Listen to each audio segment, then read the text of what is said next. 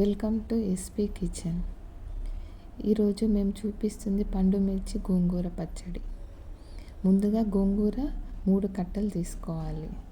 బాణీలో కొద్దిగా ఆయిల్ వేసి గోంగూర వేసి వేపాలి. దగ్గర అయ్యే వరకు వేపాలి. గోంగూర కొంచెం దగ్గర పడ్డాక కొంచెం మంచిగా మిక్స్ చేసి పేస్ట్లా గోంగూర పేస్ట్ ఒక 1/2 కిలో అవుతే పండు మిర్చి పచ్చడి ఒక 2 స్పూన్లు వేసుకోవాలి. పండు మిర్చి పచ్చడి పెట్టాలి. మొత్తం మంచిగా మిక్స్ చేసుకోవాలి. పండు మిర్చి పచ్చడి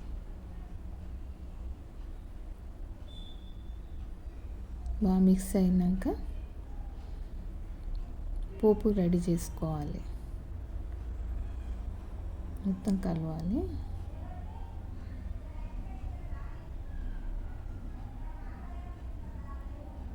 ఇప్పుడు పోపుకి ఆయిల్ వేసుకోవాలి. గిన్నె తీసుకొని అందులో 4 టేబుల్ స్పూన్ ఆయిల్ వేసుకొని జీలకర్ర, ఆవాలు, మినపప్పు, శనగపప్పు, ఎండుమిర్చి, ఎల్లిపాయ, కరివేపాకు, కొంచెం ఇంగువ వేసి వేపుకోవాలి. ఇందులోకి కొంచెం పసుపు వేసి బాగా వేగినాక స్టవ్ ఆఫ్ చేసేయాలి. కొంచెం చల్లారనియాలి. ఈలోపు కలిపి పెట్టుకున్న పండు మిర్చి గోంగూర పచ్చడిలో కొంచెం జీలకర్ర మెంతుల పౌడర్ 1 స్పూన్ వేసి కలపాలి.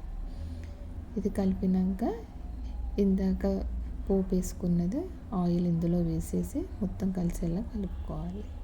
అంతే, పండు మిర్చి గోంగూర పచ్చడి రెడీ. ఇది అన్నంలోకి బాగుంటుంది, చపాతీలోకి కూడా బాగుంటుంది, దోశలోకి కూడా బాగుంటుంది.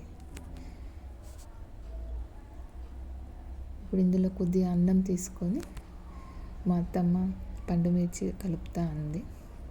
సో వెయిట్ చేస్తున్నాను నేను, మా అత్తమ్మ ఎప్పుడెప్పుడు కలుపుతుందా అని వెయిట్ చేసి అడుగుతుంటే మా అత్తమ్మ కలిపింది. ముందు నాకే పెట్టింది.